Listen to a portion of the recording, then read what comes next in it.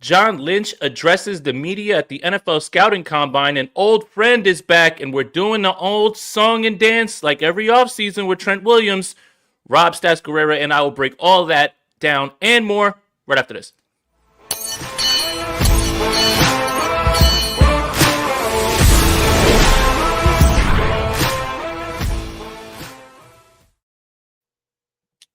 I'm Jason Aponte. That's Rob Stats Guerrera. This is the Bully Ball Podcast on the Gold Standard Podcast Network, the only 49ers podcast that will not podcast under the franchise tag. Rob, good to see you, buddy.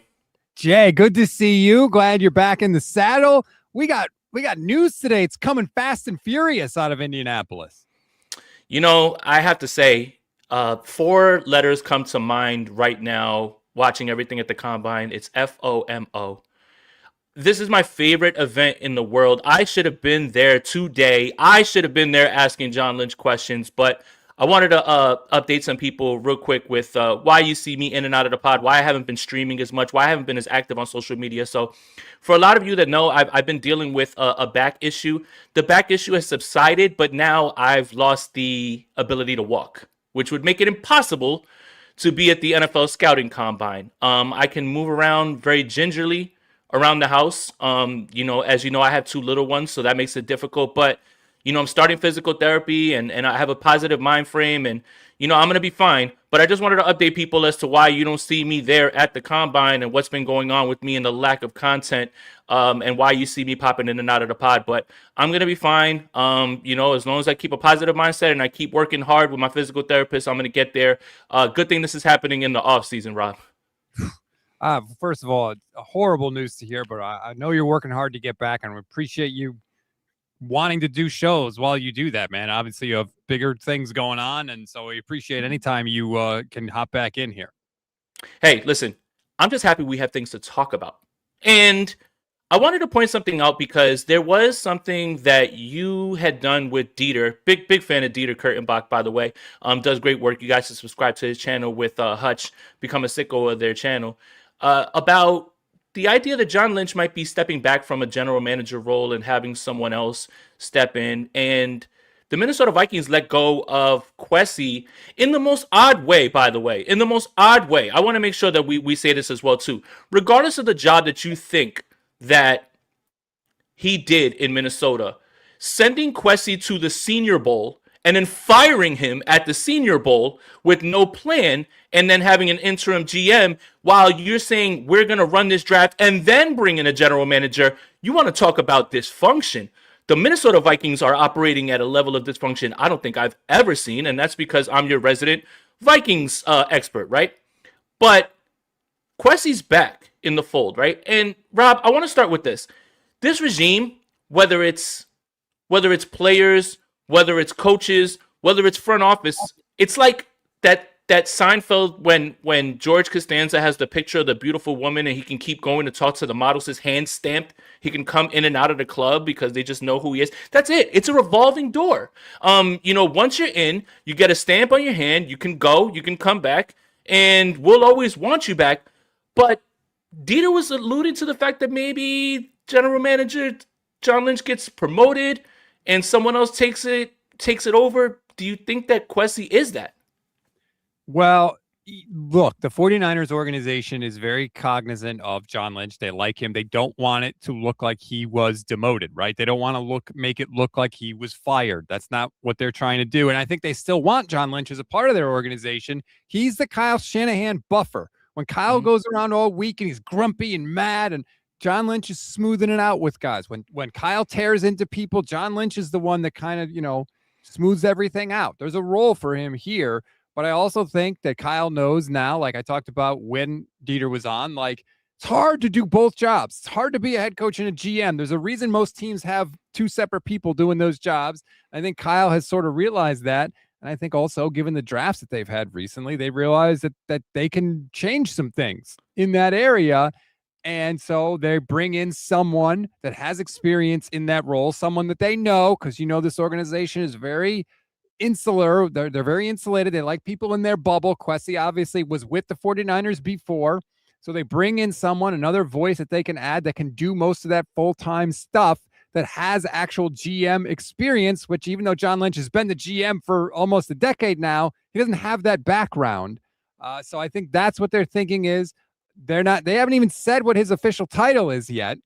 I think what will happen is they will come up with some sort of nebulous thing for a little while. And then later, when people have sort of forgotten all this and they're used to Kwesi with the 49ers, they will quietly adjust all the titles. And Kwesi will be the one that is primarily doing a lot of the GM stuff, even though Kyle ultimately has the loudest voice in the room. Yeah, and I think a lot of people forget that this is a group effort. Although Adam Peters, his PR team is the greatest in the world because every single good pick was Adam Peters and every bad pick was Lynch and every bad pick was Kyle and every wide receiver pick was Kyle. But there's a lot of cooks in the kitchen.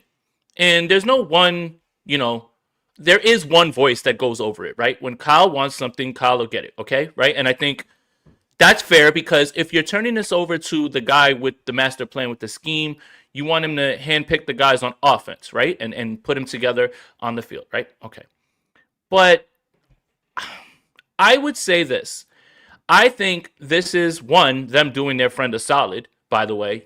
Just them, again, keeping friends employed. The boys club continues. If you've been here, it's like cheers. Everybody knows your name. You can come on back and, and no one's the wiser. But I would think that if there was any sort of move to make Kwesi the full-time GM, I would be very hesitant about that. And the reason that I would say that I'm hesitant about that is because his drafts in Minnesota have not been good. And that's me being nice. And look, the 49ers, they have done a phenomenal job of promoting people from within the organization, whether it's, from the coaching ranks or front offices or, getting them jobs other places. Everybody wants to steal a little bit of the sauce of the 49ers. I want to make sure that we say that as well, too. For everybody that says, oh, the 49ers are so, hey, they're so mismanaged or people don't want to beat them, then why is everybody always trying to pluck anybody who's been in an elevator with the 49ers or even worked or rubbed shoulders with this regime? But, Rob, I wanted you to pull up the drafts that Kwesi was involved with. This does include J.J. McCarthy, by the way, which I don't know how much Kevin O'Connell has to do with it, but we're going to go through them, okay? So we've got the first one up here, 2022. Louis Sean is not in the league anymore. Andrew Booth, Ed Ingram. That's not a good draft. Jalen Nailor is the only one who's a real contributor in that first draft in 2022, and he might be the reason that the Vikings are moving on from Jordan Addison. That's a bad draft. That's one bad draft right there, Rob. That's not a good draft. Not great. Not gonna lie. But look, first draft, inexperience. Okay, let's. How did he do in 2023? Let's see. Jordan Addison, good pick. I would have done that as well too. Nobody would have known that he was going to be, a headache. But it was the right pick. He was a great receiver in USC. I think he's a great receiver now. Mekhi Blackman, Jay Ward, Jaron Hall. Okay. Not great. Let's keep going. All right. JJ McCarthy. They're literally going to bring in one or two quarterbacks. That just go to show you right there, like what they think of McCarthy off the bat right there. Dallas Turner's a fine football player, I think. That one they might have hit out of the park. I think he's very good. Will Riker's somebody who's a kicker. They took in the 6th round. This doesn't look good either. Kyrie Jackson didn't play one snap in the NFL. One snap. That's 2025. Let's move on. That was 2024. This is 2025. Donovan Jackson. He's pretty good. He's fine. Ty Felton, Ty Ingram Dawkins, Kobe King, Gabbett, blah. Rob, these are awful drafts. Horrific drafts. And Kwesi oversaw all of them. So the idea that this is something that's like this slam dunk, like, hey, we'll move it over to Kwesi, I would be very scared if that was the idea. Although knowing, and you and I talked about this, Kwesi wouldn't be the one who is just pushing the button on everybody else. But that's not good, Rob. None of those are good. Justin Jefferson was already there. He didn't draft him. Oh, boy. Those are some bad drafts. I'm going to say this fully acknowledging that maybe this is pure copium from me. I'm going to put that out on the front. But this is the thing that I like about this move is that he has general manager experience. He does. Kyle, I think, makes general manager decisions with the brain of a coach, right? Oh, I got to have Brandon Aiyuk, even though he's told us 6 different times he wants to stay and then he doesn't want to stay and then he wants to stay. I got to have him because I need him and we're going to make a Super Bowl and we need him. And so, okay, now he says he wants to stay. So I'm going to run up the stairs and tell John Lynch, don't trade him because we got to have him. Like the guy was clearly never bought in. I feel like a real general manager would look at Brandon Aiyuk as more of, hey, this is one asset we have at our disposal that we can acquire other assets for and kind of see the bigger picture. And it doesn't mean that he's always going to get his way, but I like that perspective is in the building, that someone says, Kyle, hold on. Let's just think about this a different way. For example, with Mac Jones, right? Kyle doesn't want to trade Mac Jones. Hey, we could win 10 games with Mac Jones. I got to have him. What if Brock gets hurt again? I feel like someone needs to tell Kyle, like, hey, dude, you're a really good coach. We think you could get the production out of someone else that you got out of Mac Jones. And he's an asset. Right. And the market is begging for a quarterback trade, particularly maybe with Kwesi's old team. For Minnesota. So we want this asset. We're going to use one asset we have, which is your ability to coach up quarterbacks. And we're going to trade this other asset. And that's going to give us more draft picks or another player, whatever they get back. But that's going to give us something in return because it doesn't make sense to have this guy potentially sit on the bench for the entire season for nothing. So we need to think about it in this way. Don't think like I got to have Mac Jones, number 10, that actual guy. You need that level of production and you can get that elsewhere. And I hope that is the perspective that he brings. And maybe that's copium, but I hope that's what Kwesi will do for this team. I think Kwesi should be in charge of locking Kyle in a room away when the third round starts. Like when the third round starts, they'll be like, hey, Kyle, step into this room. We need to talk. And they just like kick him in and just close the door and they just put like a chair in front of it. And that's it. And they're like, all right, guys, we don't have to draft a running back. Let's go get a player. Look, I think it's always been a collective effort. We've never known for sure who. Oh, that's right. That is true. I'm just seeing that comment about Kyrie Jackson. Yeah, we should. Yeah, that's right. I apologize. Yeah, I apologize for that. I completely forgot about that. That's absolutely true. So did I. I forget what happened. Yeah, I forgot about that. Absolutely. Oh, it was a traffic accident. Yeah, he died in a car accident. So that would obviously explain why his NFL career did not. Yeah. Right. Sorry about that. Yeah, that's a big mistake on my part. Completely apologize and an oversight. But there's just so many cooks in the kitchen, and we just don't know who's been attributed to what, right? Like there's still a narrative out there that Kyle wanted Mac Jones and Adam Peters was like, nah, we're taking Trey Lance. Like how do you operate with this function in your mind that Kyle is the guy who was actually trying to get his guy, and he walked in the room and said, I wanted Mac. And they were like, nope, we're taking Trey Lance, buddy. Sorry. Like, what are we doing? Like, again, we have to know the way this works. And it's a lot of cooks in the kitchen, right? With the John Lynch thing, he is very much a buffer for the media, 100%. And I think that is very fair. And I think he does a great job of that as well, too, right? It must be exhausting to go up there. And you can tell that he's exhausted doing it because he uses the same 4 or 5 phrases over and over, right? We get word salads and nothing burgers and everything, from him. He's really good at those things and giving us empty calorie answers at times. Sometimes he does divulge a little bit more, but then you see him walk it back. Like Rob was the first one to just be like he's touching himself a little bit too much on his head. But I think this Kwesi thing, I don't think that we should just look at it and say, hey, this is a 1-for-1 shot. I don't think the 49ers are just going to say, hey, this is what's going to happen. I think it's something similar to the Saleh and Gus Bradley thing, right? We have Saleh, then we have Gus Bradley, just in case something happens, and then we can always fall back to Gus Bradley. But then Raheem Morris comes available, and forget it. Like we're not even running with that. So you have to show yourself adaptable. I don't think that they have that in mind, but I do think that they're casting themselves a bit of a safety net by keeping guys who are familiar with the operation and guys that they trust. I just want to point this out for people that maybe doubt what I'm saying a little bit. Nick Wagoner had the tweet. John Lynch says Kwesi Adofo-Mensah is back into the fold in the personnel department. He's already around and will get finality in terms of title, etc. after the draft. If you don't think they I should say it this way. They already know exactly what his title is going to be. You think he's taking the job sure. if he doesn't know the title? Would you get hired if a company is like, hey, you want to come work for us? Okay, yeah, great. We'll figure out everything you're going to do and what your title is going to be later. Just come work for us. Come give us your labor and we'll figure all that stuff out. That's not, no. They know exactly what he's going to be. He's not agreeing to work with them unless all that stuff is hammered out. So I'm not buying that like, oh, we're going to figure it out all later. No. They already know everything. It's all going to be PR in terms of how they announce it and when and what changes, down the line. I think that Kwesi is going to be a buffer between Lynch and Shanahan, and he's going to have a lot of the typical GM stuff. Like next year at the Combine, Kwesi will be the guy representing the 49ers. John Lynch may go, he may not, but Kwesi will be the guy at the podium.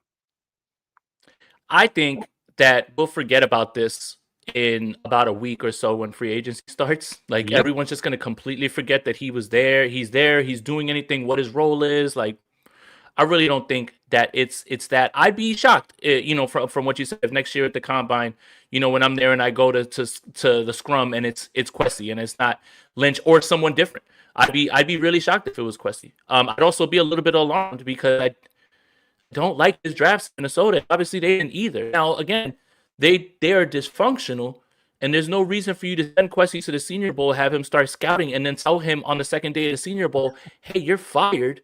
I wrote an article for that site, and because I don't have to have a filter when it comes to the Vikings, or I don't have to play politics with trying to figure out what I should say, how I should phrase it. I literally wrote an article that said, "What the hell are they doing over there, man?" And the whole article was just like, "This is ridiculous. Like what type of this is Jets level dysfunction." And then the interim guy. And then this is how you know the Vikings are operating on a dysfunctional level. Kevin O'Connell and the interim GM declined. They're not speaking at the Combine. They're not speaking to anybody. You know why? They don't want to answer questions about what the hell they're doing. They don't want to answer questions about J.J. McCarthy. They don't want to answer questions. It's only going to get worse. The Vikings are, and oh my God. And then on top of all that, Sam Darnold just won a Super Bowl. And you let it roll. And they don't want to answer any of those questions. The Vikings are an absolute, for lack of a better term, shit show. But that doesn't mean that Kwesi deserved to stay. They just did it in a different way. Elevate and Accumulate HQ. Off topic on your back problems. YouTube, Jeff Cavalier, herniated disc. PT doesn't work. Love what y'all doing. Bang, bang. Thank you, man. I appreciate it. I will check that out. Definitely. I'm exhausting all right now. Like, I'm consulting with a voodoo doctor as well too. Like, everything is on the table. So, Jay, you are kind of breaking up a little bit. Do you want to pop out of the studio and pop back in, and then I'll do the sleeper read while you're gone? Got it. Jay's going to hop out. In the meantime, just want to remind everybody, check out Sleeper. Download the app. You can have a really good time. You'll get a free $20 entry just for signing up. Please go and do it. I've been telling you about it all year. Even though football is gone, they have every sport. You can make picks for basketball. Baseball is going to be starting up soon. Hockey, once they get back over the Olympic break.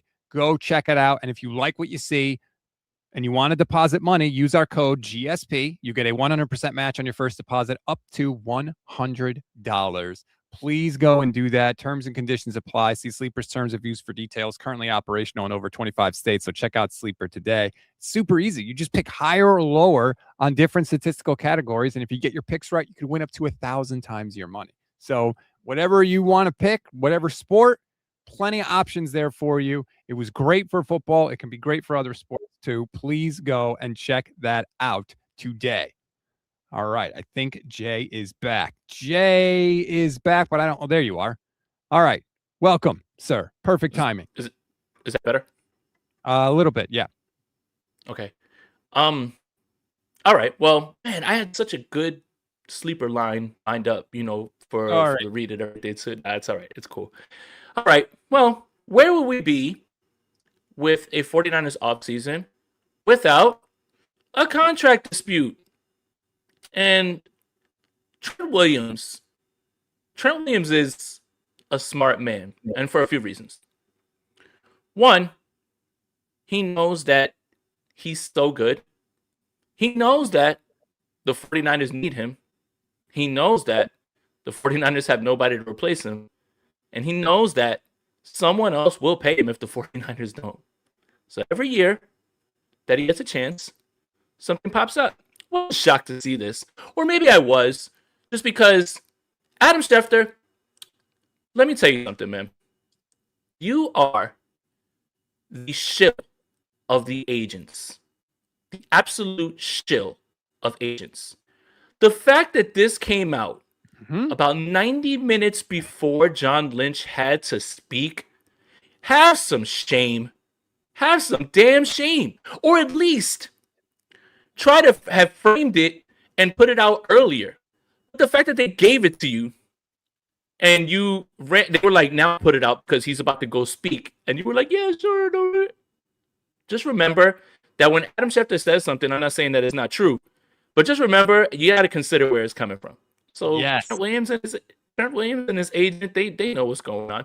This reminds me of, if I'm not mistaken, it was 2 years ago when you remember when Jalen Carter was, he had that issue at Georgia where, he had the hit and run and there was someone who passed away, unfortunately, or it wasn't a hit and run. They were speed racing and everything. Okay. Before he's about to go to the podium, Adam Schefter drops, hey, Jalen Carter had a warrant out for his arrest. And we, the entire media room in the combine, we run downstairs to his podium. We weren't going to go down there because we knew the 49ers were, had no shot, and a bunch of other teams knew that they had no shot. But it's just funny. I just want you to look at the timing of these things, and I want you to remember, that Adam Schefter and all these guys, they work for the agents. They work for the other people. Like, they're doing the dirty work. So that's why when we say sometimes the 49ers are negotiating through the media, the agents do the same thing, and they knew they had this leverage. But Rob, Trent Williams just wants another bag, man. And I don't blame him because he's a top 2 tackle in the NFL still at his age. He played very well. He knows exactly what he's doing. I can't say that I wouldn't do it. And here we are. I mean, let's do it, man. What else can we go through in the offseason that will surprise you? I'm not shocked at this at all. So this is clearly coming from Trent's side. Just the wording of the tweet. Shefty says they're trying to, renegotiate the contract. If the two sides can't bridge their differences in this standoff, Williams would be expected to join this year's free agent class, making him one of the premier players available. First of all, expected by who? Okay, I just want to lay this out there because I feel like there's a lot of confusion about the situation. The 49ers are not going to just cut Trent Williams. There is no universe where that is going to happen for a very clear reason. They want to get something for him. And whether they cut him or whether they trade him, they still take a $34 million cap hit. You can see it on the screen right now. If they cut him pre-June 1st, $34 million cap hit. If they trade him pre-June 1st, same exact cap hit. Now you could say, well, what about a post-June 1 cut?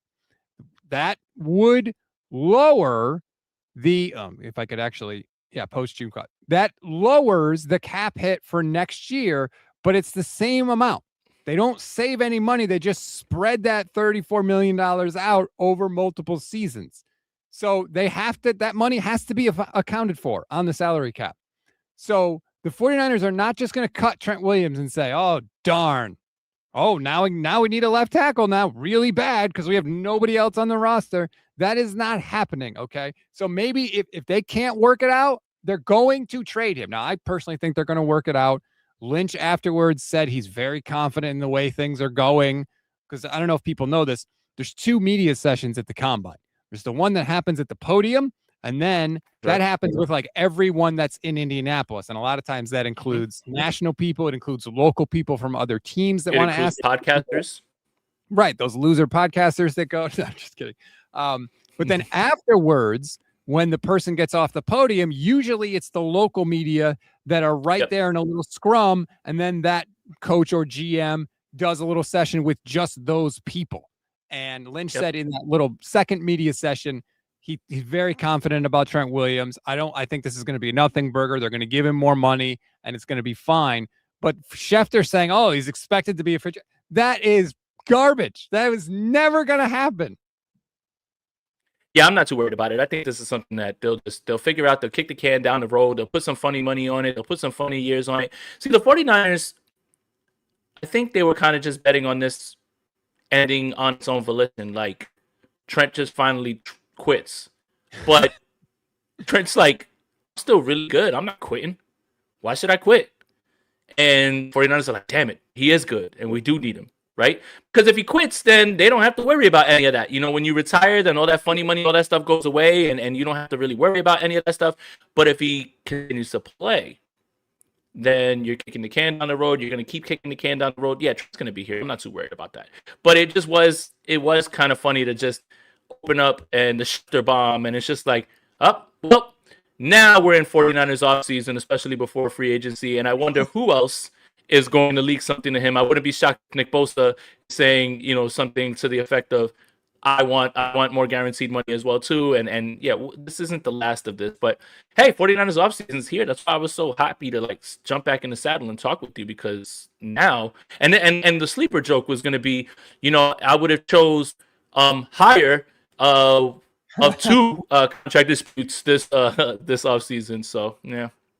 First of all, I got to give Levin full credit. He said in the middle of last season, Trent Williams' contract is going to be a thing in the offseason, and I totally laughed it off. I poo-pooed it. He was 100% right. I was dead wrong. Trent was laying the groundwork for this after the Colts game when the fans were chanting one more year, and he's like, I ain't going anywhere. He was telling the 49ers, you're going to have to do this again. I had heard from other people in the offseason that he wants at least one more contract. That's all this is about. But, like, again, he's expected to be released. What did the 49ers say about Mac Jones?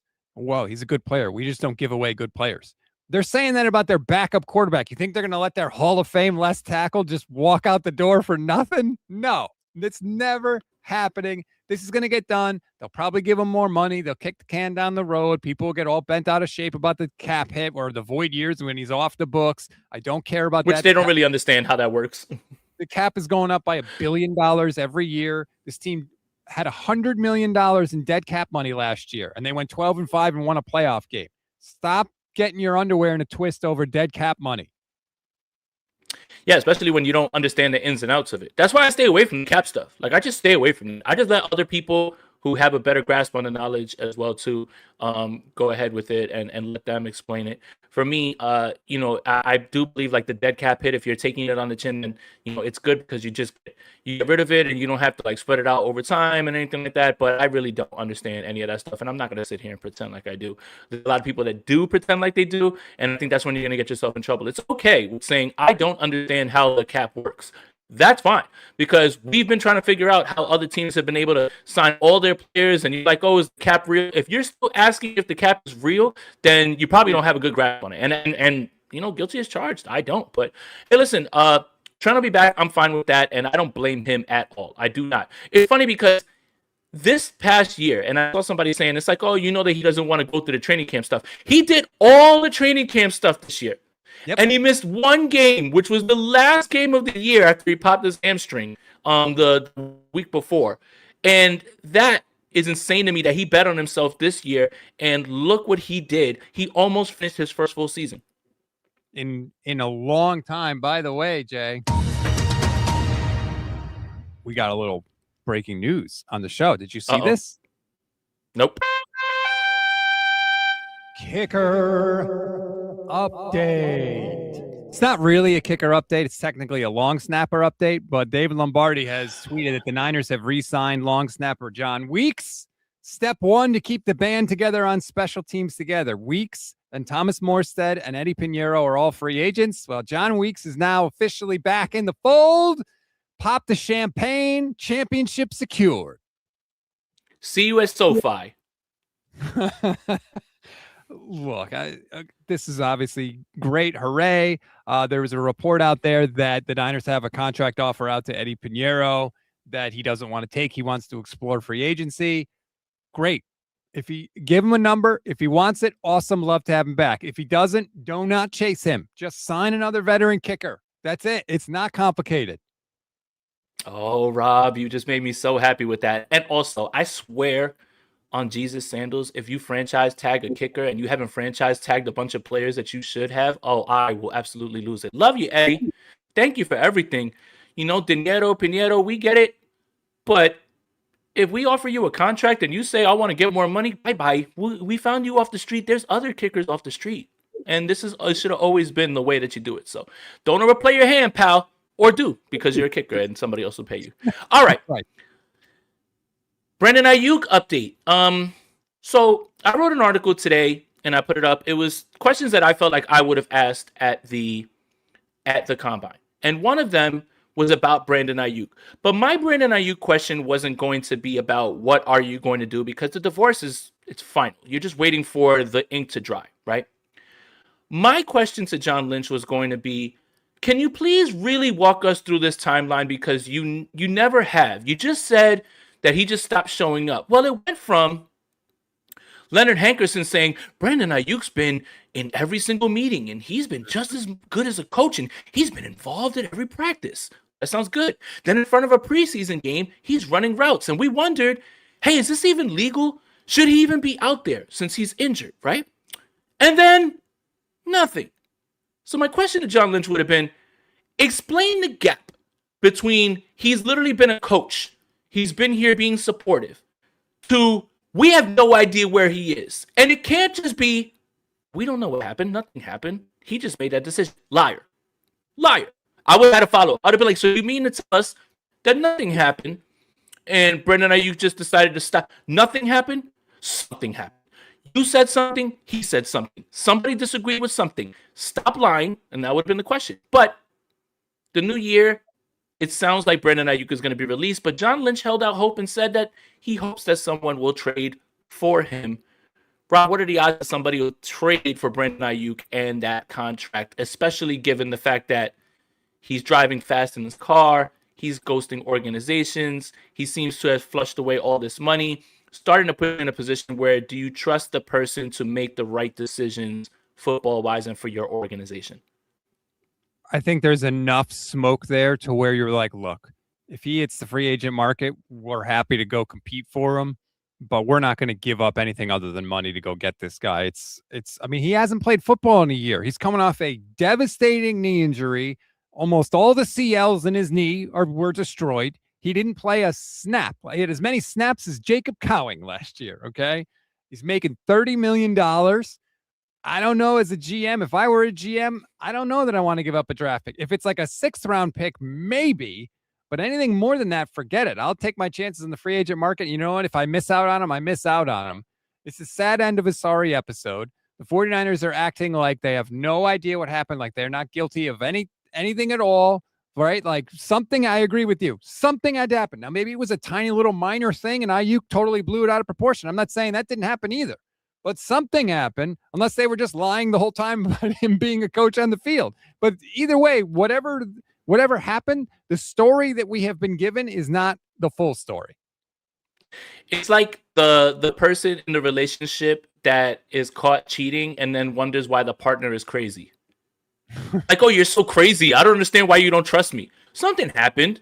So either you lied about the fact that he was there and everything was roses and then it went to hell, or you're lying about the fact that nothing happened and you're just blaming the player and saying that I don't suspect that we'll ever get an answer about this. I don't suspect that I would have gotten an answer if I would have asked that question at the combine.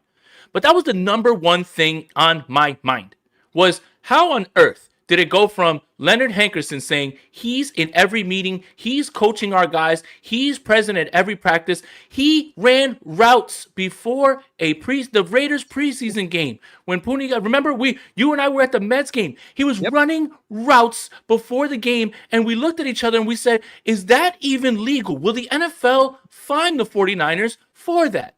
And it goes from that to the man does not even call or come back. If you don't think that something happened, and it doesn't mean that the 49ers necessarily did anything, maybe Brandon Aiyuk did something, but something happened. Don't lie to me, and don't take us for fools.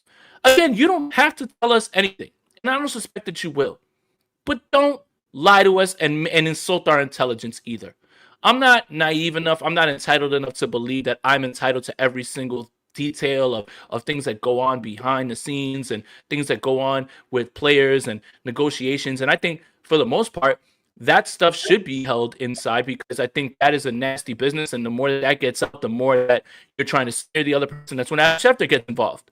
But for the most part, this stinks, and it stunk the entire time, and nobody's giving any straight answers for Kyle Shanahan to be like, I've never seen anything like this, man. And John Lynch would be like, well, he's just not calling us. Something happened, but it's okay if you don't want to tell us. But I definitely would have asked that question. I would have been like, can you please at least elaborate what happened from this being absolutely roses to this unparalleled, unprecedented thing that you haven't seen ever in football. There is the possibility, and Levin and I have talked about this, that they go after more of his money. There's a pathway if they want to do it. And I wonder if they said to him, look, we can go after this. If you say anything about what happened, or you start dropping hints on social media or do anything, we're coming for more of the money.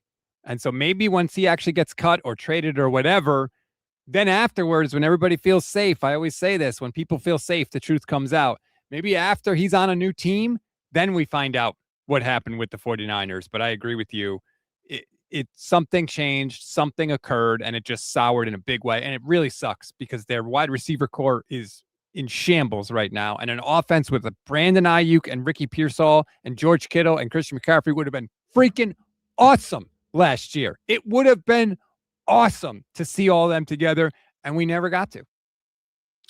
I mean, it'll happen on one of those Twitch streams, like with Neon, who apparently, dropped that. Brandon Aiyuk asked him for $100,000, like how Puka went on with Aiden Ross. You'll find that out, that way. But yeah, speaking of the wide receiver room, it sounds like Juwan Jennings has been in contact with the 49ers again. It's got to be at the right price. You just cannot pay him way too much, right? But it's funny that you mentioned Jacob Cowing, because John Lynch mentioned Jacob Cowing unprompted, saying we really believe in Jacob Cowing and we're looking for a jump from him. Listen, I loved him out of college. It's one of the few draft picks that I actually called. I was one in Detroit. It was literally right before their pick, and I was like, I need them to double up and draft Jacob Cowing, after they took Ricky Pearsall. I believe in the player. He just can't stay healthy. But it was kind of funny that Lynch brought him up unprompted. So that definitely does mean that they are looking at Jacob Cowing. And I don't know how that makes you feel. It doesn't make me feel warm and fuzzy, even if I am a big fan of the player, just because I'm one of those people that I have to see it. And you doing it in college doesn't mean anything if you haven't taken any snaps up here, and then just throw you in there and say, hey, listen, this is going to be it. Same thing with Jordan Watkins. Jordan Watkins, do we even know if he's good? Do we know? And I don't want to rely on somebody that we're just going to watch develop, especially when his team is trying to chase what the Seattle Seahawks are building. Well, that's what stood out to me. Not only did he unprompted say that they really like Jacob Cowing and believe in him, also unprompted, he said Jordan Watkins has to take big steps. So he's telling you they think Jordan Watkins stinks right now, which they told you last year when they elevated Malik Turner, who hadn't caught a pass since 2021 in the game, over Jordan Watkins. So that's what they're like. They think he stinks. They have no confidence in him right now. For a GM to stand at the podium of the combine unprompted and be like, hey, he's got to get a lot better. That's not a good sign. So sorry, Jordan Watkins, that stinks for you. Jacob Cowing, at least there's hope. If I don't even, does anyone know what Jacob Cowing looks like? He could be in the room right now. I wouldn't know. Is he a person? Is he real? Does he exist?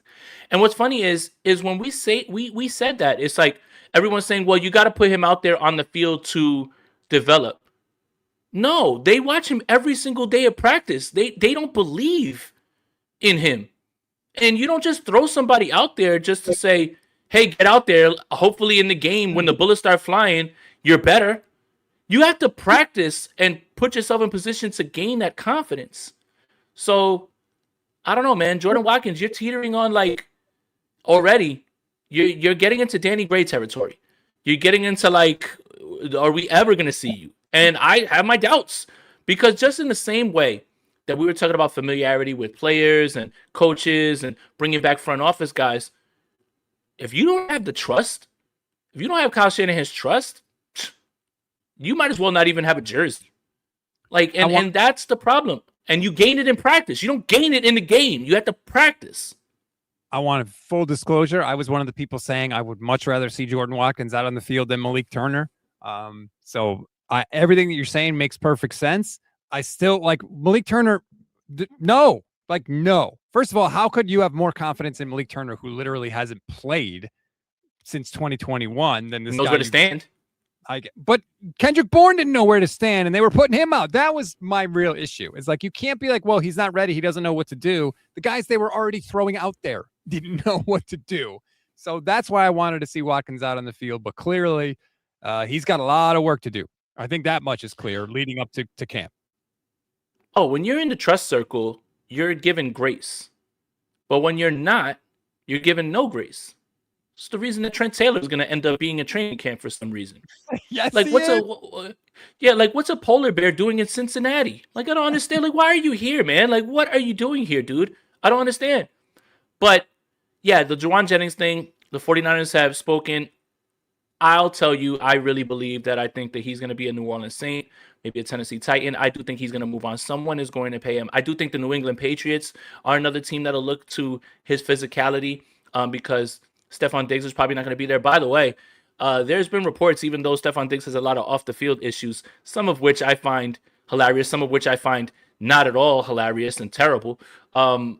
The 49ers might be interested in bringing in Diggs, as a veteran. I just don't know with the off-the-field stuff and how much he's going to want and everything as well, too. But the 49ers wide receiver room right now under contract is Ricky Pearsall, Jordan Watkins, Jacob Cowing, Demarcus Robinson. That's it. Not even Kendrick Bourne. We might be back at the spot where we're like, oh my God, can we get Kendrick Bourne back? Oh, well, here's a good one. A person who is never right, by the way, ever. And, I hate that we share the same name. Jason LaCafora has linked Mike Evans to the San Francisco 49ers. So good news, San Francisco 49ers fans. He's not going to be here. So you don't have to worry about that at all. Like, he's literally never been right about anything, which would make me really sad because Mike Evans has been one of my favorite players. And I think one of the most underrated players in the history of the NFL. And I'll die on that hill. But this room is going to look completely different. I don't know if I want Mike Evans. I don't think he's washed. I don't know if I want Mike Evans at his age. Let's just say we operate in a world where Jason LaCanfora knows what the hell he's talking about and isn't a big Kyle Shanahan hater who outed himself on Twitter after the Bears game. I don't know if you remember that, Rob, where he just was ripping up Kyle Shanahan for saying oh, you beat up on a terrible Bears. I'm like, show us on the doll where Kyle hurt you, bro. Like what happened? But, good news for 49ers fans. If you don't want Mike Evans, then Jason LaCanfora says that the 49ers are interested. That means they are not. And they've never reached out, and they are not going to sign him. But I wouldn't be interested in him at his age because he's just a plus Juwan Jennings at this point in his career in terms of what he operates with. In terms of his skill set, because he's never been a separator, even when he was at the top of his game. And I think the world of him. I'm not saying that he's bad. I think that he's probably, if he goes anywhere, it'll be the Buffalo Bills, in my opinion. I think that's where he goes. I did a video on this earlier this week. I'm on the Mike Evans train. Now, he can't be the only thing you do at wide receiver, but they need a goal line receiver, Jay. They don't have one. Juwan Jennings had 9 touchdowns that led the team last year. Yeah. George Kittle's going to be out for some part, you would think, of the beginning of next year. Ricky Pearsall had 0 touchdowns last year. They need a guy in the red zone. Mike Evans is big. They don't have any height at receiver. Evans is big. 9 of his last 14 touchdowns have been from 10 yards or in.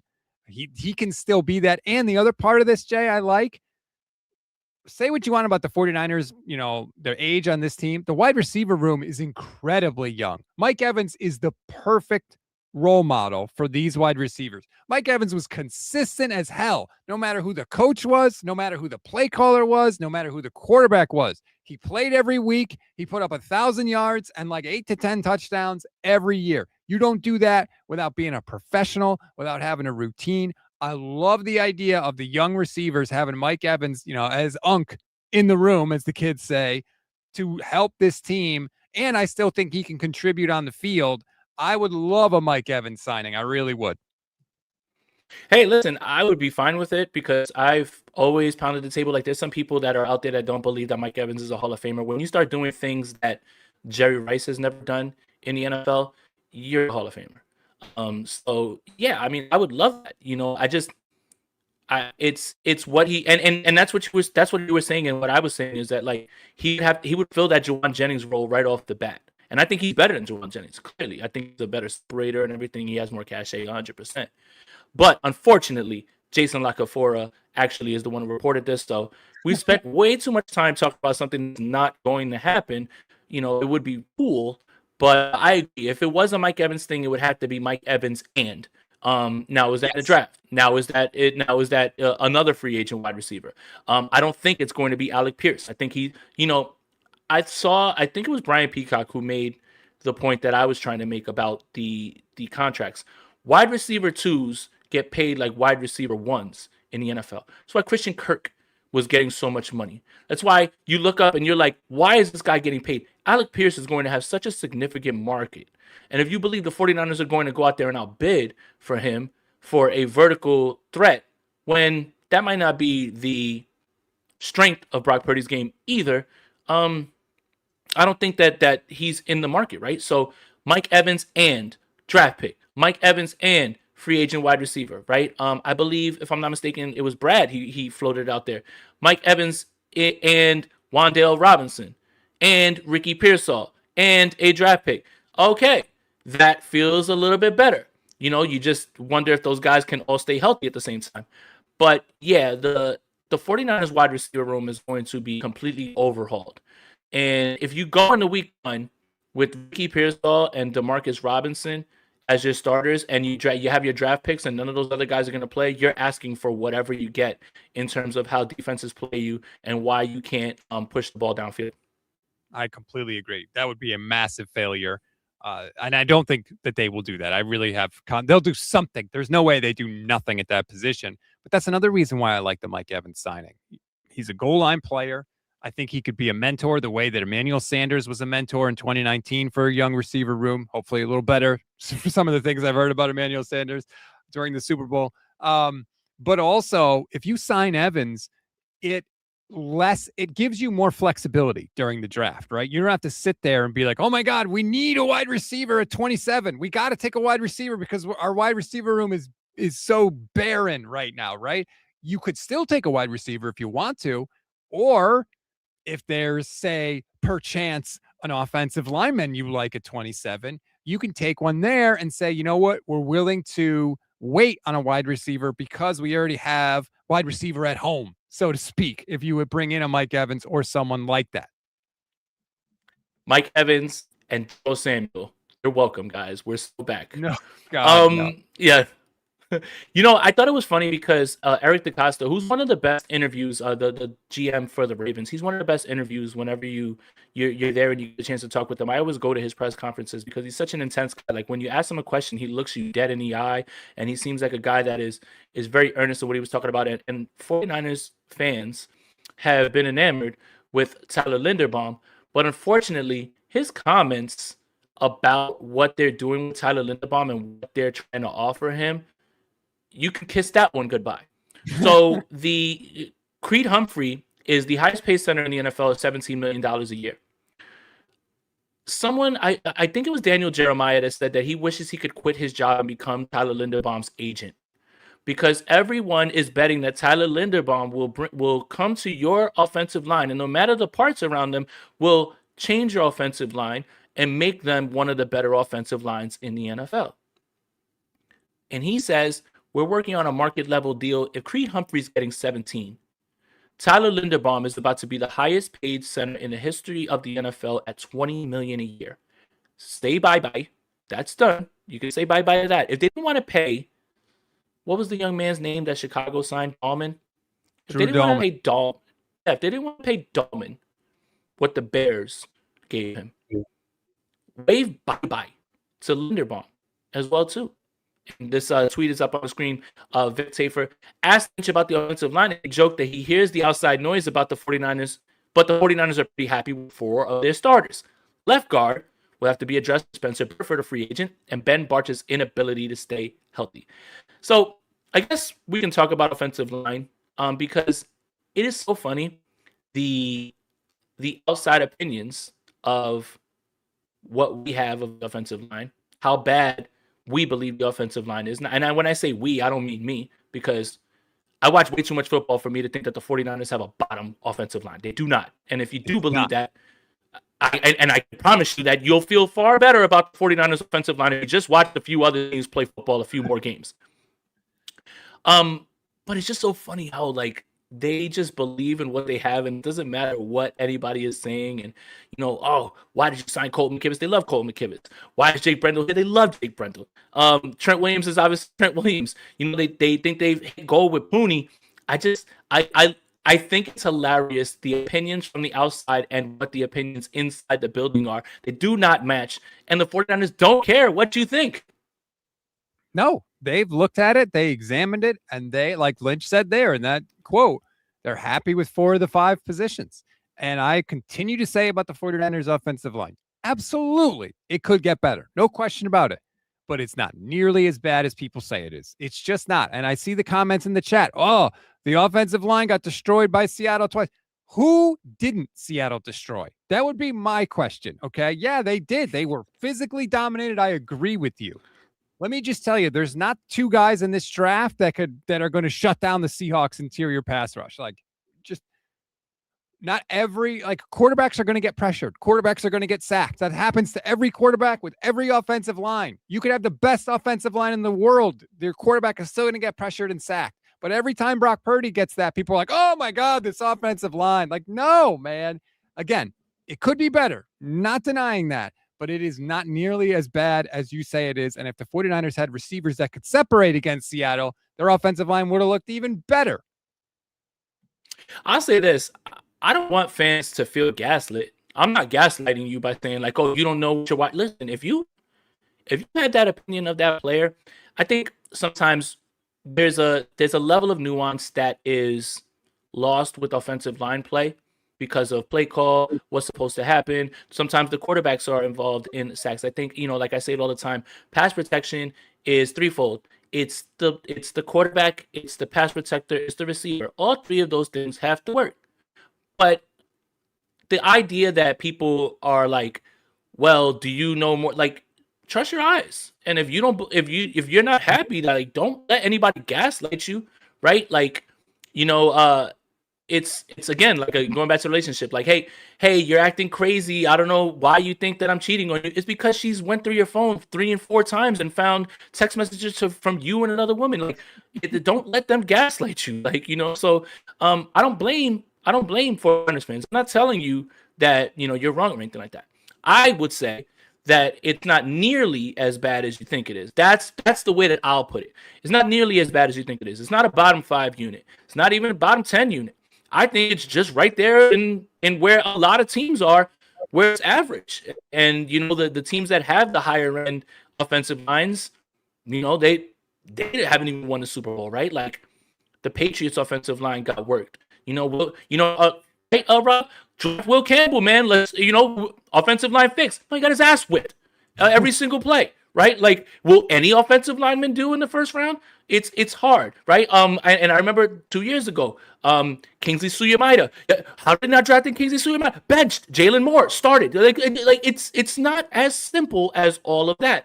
Should you be looking to improve your offensive line? For sure. Do 49er fans want to see higher investment in offensive line? Sure. I think that's very fair, because the 49ers, even in the draft, they bargain bin dive a little bit, and they say, hey, well, wait till the 3rd or 4th round. Not everybody's going to turn into Dominic Pooney, but not every first-round pick is a hit. Will Campbell got his ass whipped. He's got to move to guard. A bunch of guys, Roger Rosengarten, he struggled right off the rip. Like, it's not as easy as all that. And just because there's a first-round grade on the guy, if it's not one of those top-end guys, you're rolling the dice. You can draft a guy on day 1 so that on the Thursday night and Friday before the 2nd round, you get an A from the draft grades that come out, but it doesn't mean that guy is good. Like, if that's all you want, then great. Congratulations. You won that day. But I'll say this, Jay, the 49ers don't do it often, but when they draft offensive linemen, they have success. Mike McGlinchey, love him or hate him, was a starter for a half a decade and then got the bag in free agency, has been a starter for the Broncos. Aaron Banks was a starter for them for his contract and then got the bag from Green Bay and was a starter for them. Colton McKivitz has been a solid starter for the 49ers. They drafted him too. Dominic Pooney, obviously, good starter, was banged up last year, but I think could be a really good player.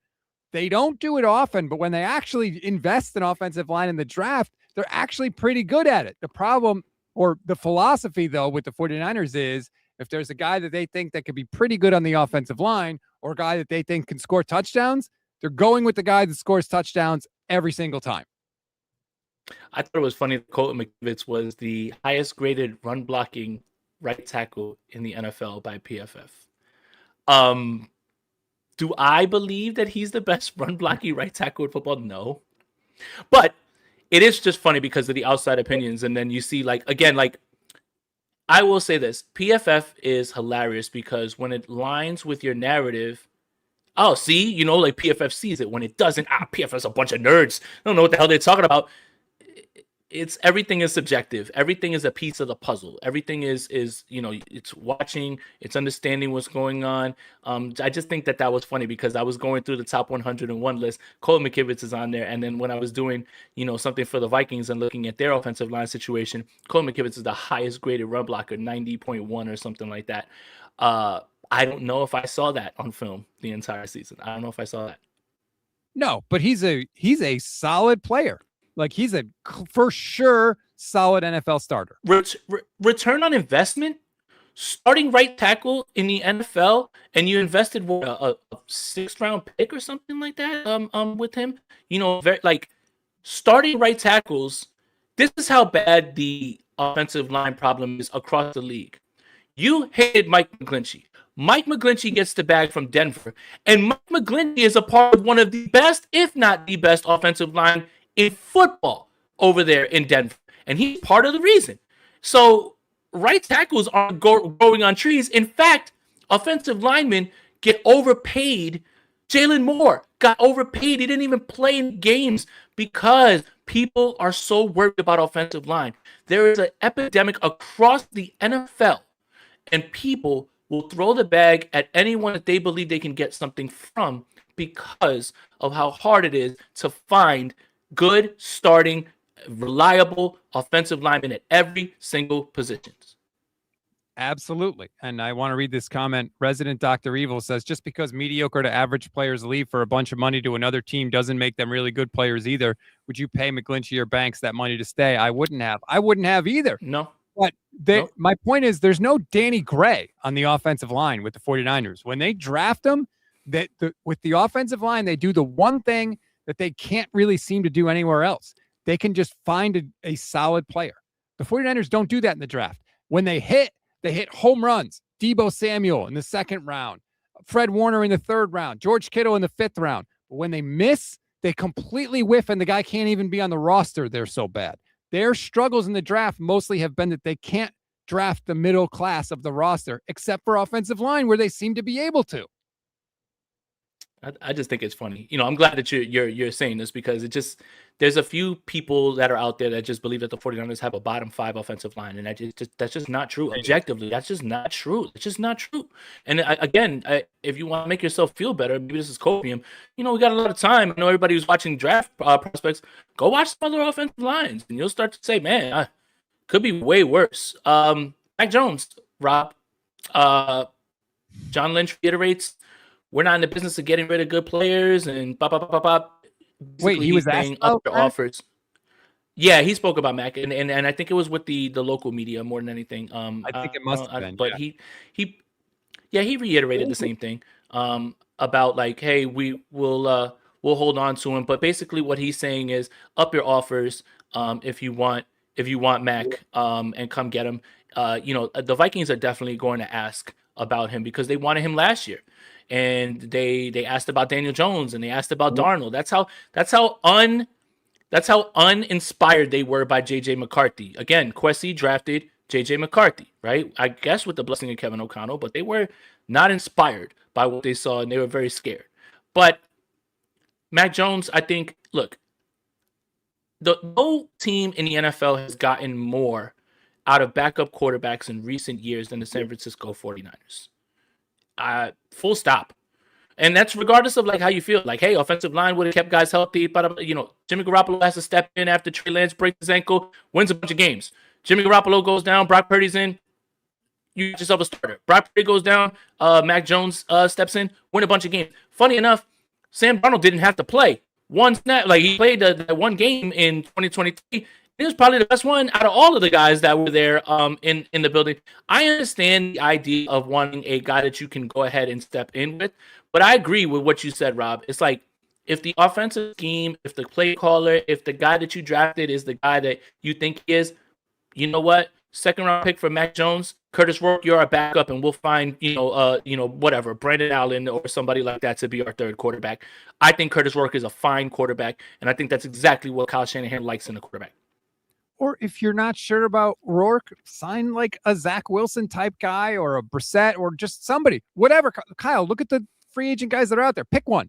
This is another like Kwesi having the GM perspective thing, right? Like, Kyle, just pick from this group. Pick anybody you want. I don't care. I'll trust your word for it. You know what you're doing. We'll sign them. And then you don't have to be so afraid that you have nothing at backup quarterback, because you'll have something there. And then we can get something for this asset. It makes no sense to just have, like, think about it. Like, if you were in debt and you needed to get out of debt, you can't keep the sports car in the garage with the sheet over it. You got to sell that puppy. And the 49ers are in debt. They need to build this roster.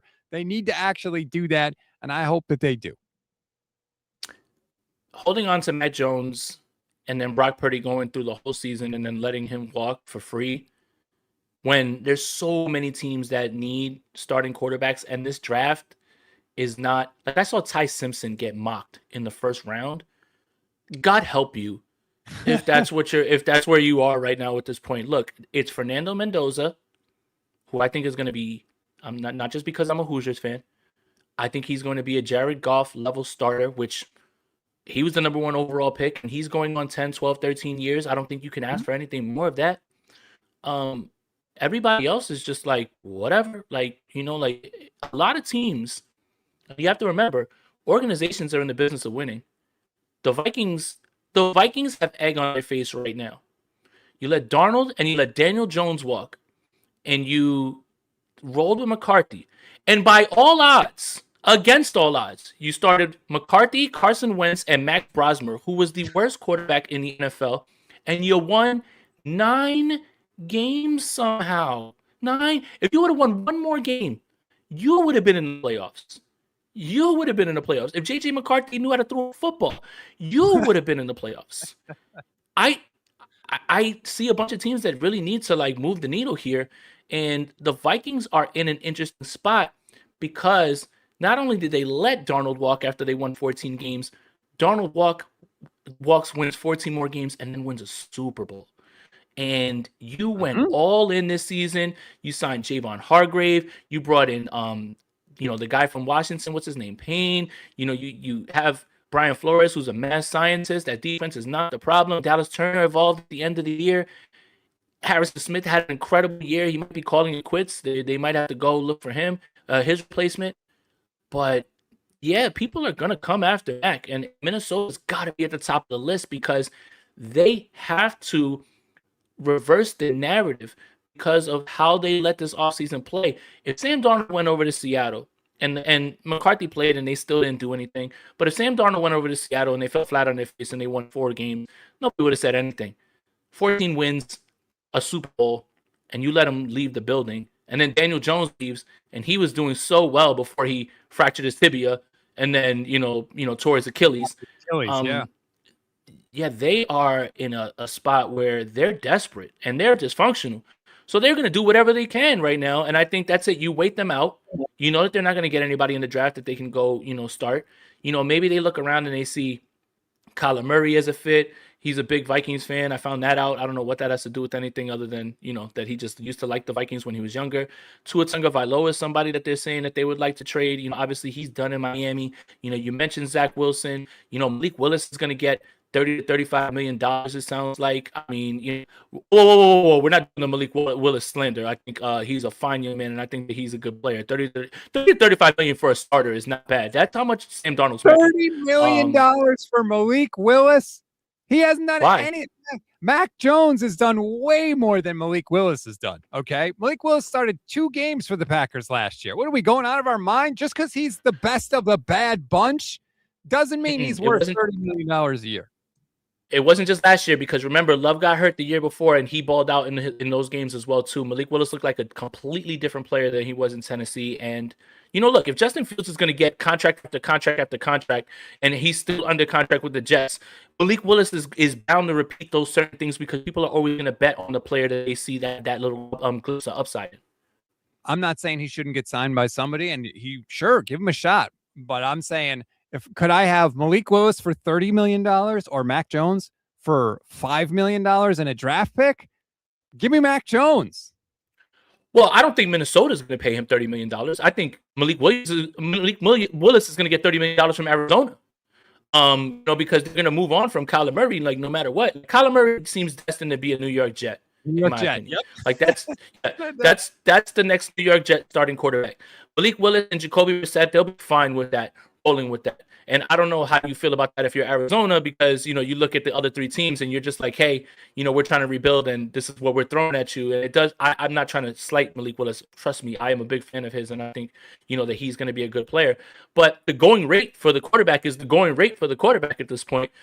So again, I just think and to your point, the reason you're pushing back on the idea of Malik Willis making that amount of money is how thin everything is out there. So that's why somebody's got to come after Mac Jones and go get him. That's why the 49ers are just posturing right now. And you're just like, hey, whatever, we'll keep him. But, if you want him, you got to come get him. We're not just going to give him away. We're going to keep Mac Jones at all costs, but we're going to just cut Trent Williams, right? According to Adam Schefter, we're just going to release Trent Williams, even though he's under contract and they could afford him under the cap this year. And they have nobody at left tackle that's even close to being able to be a starter for them. But according to Adam Schefter, they're just going to cut him, right? Give me a break. Robbie Gould was threatening to not play, and they were just not going to even cut him. He's a kicker, right? So, come on, man. Let's all right. Injury updates. Sounds like Nick Bosa is going to be ready for training camp. Never a doubt, really, when it came to that. Keon White, 6 to 8 weeks off of that ankle with the shooting and everything, but he should be ready for training camp as well too. Michael Williams, Alfred Collins, all goes for training camp. It sounds like. Rob, does that sound like it's overly optimistic? And there's got to be something that's going to go wrong with one of these guys, right? Did Collins actually have shoulder surgery? Because I didn't see Lynch's comments on this. I know that they were unsure of whether he needed it. Sounds like he must have had it. Otherwise, why would there be any question if he's going to be ready for camp? I would say this. Don't believe anything. What they say now, when these guys are going to come back, we have learned. What the 49ers say about injury timelines, completely disregard. Cross your fingers, hold your breath, and let's see where we are in July. Yeah, Brandon Aiyuk was a really good coach, and now, he's going to be unemployed. So, always believe what they're saying. There's never anything that ever has been said that's ever been wrong. Subterfuge is the word of the day, people. You can look that one up for how this works with the 49ers. They're just going to say whatever it is, and, we're never going to get the real story. Rob, it was so good to see you, man. I had a blast doing this, man. We're back in the saddle. Off season's here. Rob, tell them about where they can go get the merch, man. The merch is looking good, man. Yeah, so we got a brand new merch store. We just came out with it not too long ago. Just search goldstandard.dashery.com. That's where you can go and check out the store. I'll throw it up on the screen. We've been adding new things. Jay's the only host that hasn't told me what he wants yet, so I haven't sent him a new shirt. We got the Levin Black shirt right there, the human wet blanket you could see on the screen. We've got just the what on earth would my shirt be? I don't know. Well, that's why I want to think about it with you. We got the standard gold standard shirt. We got the field goals or failures, which is something I always say on the pod. We got shirts. We got mugs. We got hoodies. We got stickers. We got everything you could possibly want. Go and check it out. Again, it's goldstandard.dashery.com. The prices are incredibly low. The margins are way less than the other sites. So I'm not trying to charge you $58 for a t-shirt, none of that. But go and check it out if you want to support the show and get some cool merch. I got it, Rob. Here it is. It's like me, palm like this, and it says kicker update. That's true. We could do that. A lot of people kickers matter. Bleep it out. They want to bleep it out, Rob's shirt. I was thinking of doing like a silhouette of you and a silhouette of Steph to show off the hair, but I don't know. I'm trying to work it out. But if anybody has ideas for something they want in the merch store, leave it in the comments. And it's super easy to come up with new designs. So if you want it, I can get it together for you. So let us know. Well, this was a great episode, guys. Shout out to you guys. It's great to see you. Make sure you like this video, subscribe to the channel, subscribe to the Gold Standard Podcast Network, wherever you get your podcasts, your audio podcast. Oh, I like that one. Prevent offense. That's about the Eagles, though. That's about Jalen Hurts. Or you could put one with mine where it says Jalen Hurts is a door dasher. I'm fine with that. I truly believe that. I truly believe that. But it's good to tap in with you guys. It's good to see you guys. The off season's here. Free agency starts within a week or so. The March 9th, the legal tampering period. So you can illegally tamper right now on February 24th. You can legally tamper starting March 9th. So things are starting to roll. And then obviously the combines this week, we're going to get to see wide receivers. I'm really excited about that. A lot of wide receivers going to be out there. 49ers, make sure you please draft Omar Cooper Jr. That would be great. More Indiana Hoosiers is what we need. But yeah, we're all the way back, man. It's so good to start really talking about football and seeing how this team is going to shape itself. But it's really good to talk with you guys. Appreciate that as well too. So make sure you follow Rob on Twitter at Stats on Fire. Make sure you follow me on Twitter at Jason Aponte 2103. And yeah, man, this is a great episode, Rob. It's good to see you, man. You too, Jay. Glad you're back in the saddle. Wish you well in your journey to recovery here. But thank you for hopping in. Yeah, man, no problem. So for Rob, for Jay, we're out of here. Peace.